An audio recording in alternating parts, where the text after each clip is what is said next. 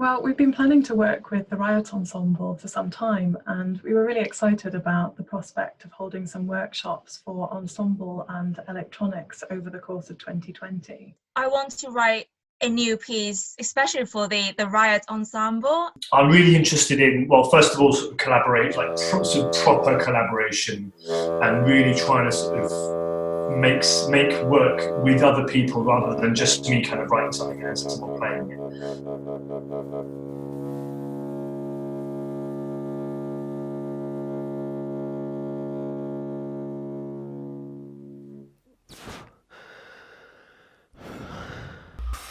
In a space where, like, of course they are classically trained musicians, but they're striving to be more cross-disciplinary. So, you know, it's like, it's kind of where my practice, I think, is heading. So yeah, it seemed like a perfect kind of group of people.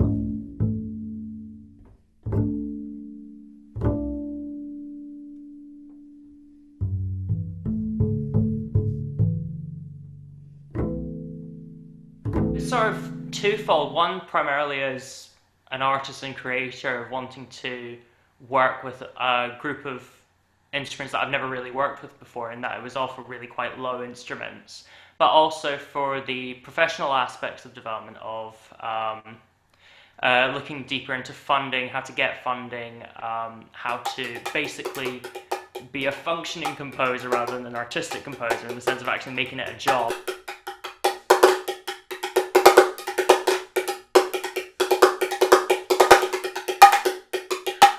But as COVID-19 took the UK into lockdown in March, our first workshop was only a few weeks away, and we immediately knew it wasn't going to be possible. For so many people in the creative sectors, work disappeared overnight, so we started thinking about how we could transform our plans for the composers that we were working with and adapt to the situation that we all found ourselves in. We're creators, we're makers. So we were immediately thinking, how can we make something? What can we do?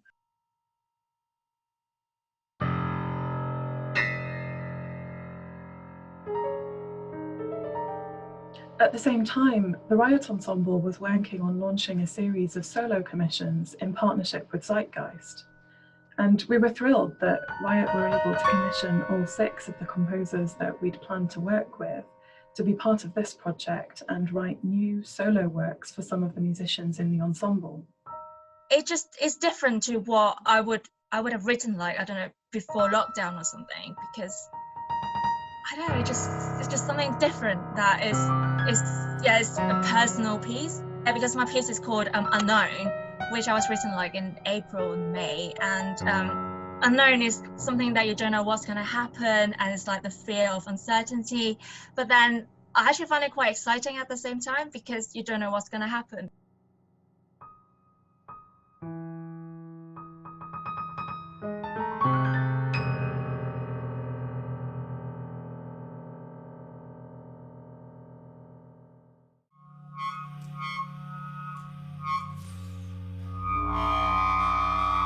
I'm informed entirely by whoever I'm working with, you know, their memories, their stories, their instrument, their relationship to their instrument, how they play their instrument, maybe even the body of the performer, you know.